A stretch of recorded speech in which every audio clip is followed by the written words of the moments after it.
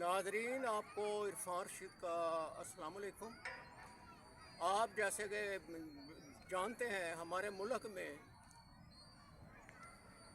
ये 2024 के जो इंतखाबात हुए थे वो कंट्रोवर्शल हुए। अब आइन पाकिस्तान के 1973 के आइन में 26वीं 27वीं तरमीम कर दी गई हैं। उससे बुनियादी इंसानी हकूक़ बहुत ज़्यादा मुतासर हो गए और पाकिस्तान तहरीक इंसाफ जो कि उस वक्त कादी फ़ायद ईसा के दौर में चीफ जस्टिस सुप्रीम कोर्ट थे, वो मुबैना तौर पर इंटरनेशनल मीडिया में भी जैसे कि बताया गया है, उन्होंने एक हाई कोर्ट के फैसले को पसपुश डालते हुए इमरान खान की पाकिस्तान तहरीक इंसाफ का जो इलेक्शन सिंबल था बैट, वो स्नैच कर लिया। वो बग़ैर इलेक्शन के, वो बग़ैर सिंबल के इलेक्शन कॉन्टेस्ट किया उन्होंने। इन स्पाइट ऑफ दैट हमारे मुल्क के बाशऊर समझदार वोटर्स ने इमरान खान को सन 2024 के इलेक्शन में 180 से ज़्यादा सीट्स जिता कर दी। फिर उसके बाद फॉर्म 47 इन्होंने निकाले बरसर इक़्तिदार PDM निगरान हुकूमत ने, और उसके बलबूते पे उन्होंने ये मौजूदा सेटअप को फातह करार दे दिया। उस वक्त से पाकिस्तान में ये सूरत हाल ऐसी गंभीर ख़राब हुई है।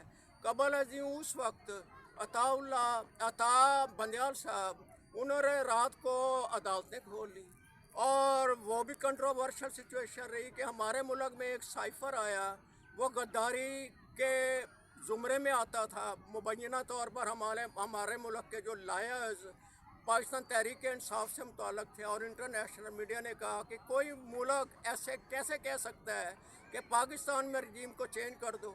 हम 14 अगस्त 1947 में पाकिस्तान के बर्रे सगीर के लाखों मुसलमानों ने, करोड़ों मुसलमानों ने अपने जानों के नजराने देकर, लाखों मुसलमानों ने जानों के नजराने देकर, मालो असबाब छोड़कर, मवेशी, वहाँ पर ज़मीनें, बड़ी बड़ी जायदादें छोड़कर यह मुल्क हासिल किया। और यहाँ पर हमारा हुक्म चलने की बजाय 1973 के कॉन्स्टिट्यूशन के तहत जो भुट्टो शहीद वली खान, उस वक्त के मौलाना फजलुर रहमान के वालिद मोहतरम मुफ्ती महमूद के ज़माने में बना था, लेकिन उन लोगों के बनाए हुए इस कॉन्स्टिट्यूशन में अपनी मर्ज़ी से इन्होंने तरमीम कर ली और अदलिया के इख्तियारात ख़त्म कर दिए। अवाम अपने बुनियादी हकूक़ के लिए लड़ नहीं सकते। मुख्तलिफ जो सियासी पार्टीज़ हैं वो किसी के पास अपनी दाद रसी के लिए, हुसूल इंसाफ के लिए जा नहीं सकती। अवाम में ये जो एक बददिली का अंसर है, ये पाकिस्तान की सूरत हाल के हवाले से सियासी जो रीजन, इस ऐसे रीजन में पाकिस्तान हमारा मुल्क बसता है कि जहाँ पे इतने मुफादात हैं अमेरिका, नेटो के, रशिया, दीगर ममालिक के, चाइना के, कि वो मुतासर हो रहे हैं। नेटो, अमेरिका खाम खा वो एक 7वें बर्रे आज़म में वो लोग रहते हैं। हमारे इस रीजन में अपनी जंगों को ला के अफगानियों के ख़िलाफ़ कभी वो उकसाते हैं, लड़ते हैं, कभी वो यहाँ पे मुख्तलिफ पार्टीज़ को, लीडर्स को ख़रीद कर उनको हुकूमतें दे देते हैं, दिलवा देते हैं। तो ये दरमियान की कोई जो भी कुव्वतें हैं जो ये चीज़ करती कराती हैं, ये अमर, ये सिचुएशन क्रिएट करती हैं, खुदारा उनसे इल्तिजा है। पाकिस्तान हमारे आबा-ओ-अजदाद ने, अवाम के आबा-ओ-अजदाद ने जब भारत से, इंडिया से अंग्रेज़ दौर में आज़ादी ली, बहुत बड़ी कुर्बानियाँ दी। पाकिस्तान से 1 साल के बाद चाइना आज़ाद हुआ, वहाँ 10,000 से ज़्यादा डैम्स हैं। इंडिया में 5,000 से ज़्यादा डैम्स हैं। वो इतना तरक्की कर रहे हैं। यहाँ सी पैक जब बनने लगा, चाइना के साथ कोऑर्डिनेशन ऐसी हो रही थी कि वह अफ़गानिस्तान और वस्ती एशियाई रियासतों तक, UAE तक, उसके तहत तिजारत होनी थी। ये positivity financial point of view को देखते हुए, और बलूचिस्तान में मादनियात दरियाफ्त हुई हैं। अल्लाह ताला का कुरान पाक में इशारा है, अब मुख्तलिफ हदीस नबी ख़त्मुर रसूल ख़ातमुल नबीयीन सल्लल्लाहु अलैहि वसल्लम के मुताबिक, कुरान के मुताबिक, ये कि क़यामत से पहले अल्लाह ताला ज़मीन और कायनात की हर जो राज है वो उगल देगा, मादनियात दरियाफ्त हो जाएंगी। ये उसी का पहलू समझ लें। जब उन्होंने सुना कि पाकिस्तान के सूबा बलूचिस्तान में सोना दरियाफ्त हो गया, तेल दरियाफ्त हो गया, मुख्तलिफ धातें, तांबा, याकूत, दीगर धातें दरियाफ्त हो गई और पाकिस्तान बड़ा वैल्यूएबल हो गया उनके लिए, उन्होंने यहाँ पे कंट्रोवर्सीज पैदा करनी शुरू कर दी, तनाज़ात पैदा करनी शुरू कर दिए। ये कोई बेवकूफ़ तो नहीं है अवाम, तो वो अपनी पसंद के जो लीडर लाते हैं اور ایسٹ انڈیا کمپنی پہلے آتی تھی، بہادر شاہ ظفر کے دور میں آئی تھی، بر صغیر پاک و ہند میں بہادر شاہ ظفر کو رنگون میں زبردستی ملک بدر کر دیا تھا. اور مصر میں مرسی وہاں کے لیڈر نے جب اکثریت حاصل کی، حکومت اس کو دی جانی چاہیے تھی، وہاں جنرل فیضی کو لے آئے. اور عراق میں انہوں نے انٹرفیئرنس کی، نیٹو نے، امریکہ نے، لیبیا میں کی.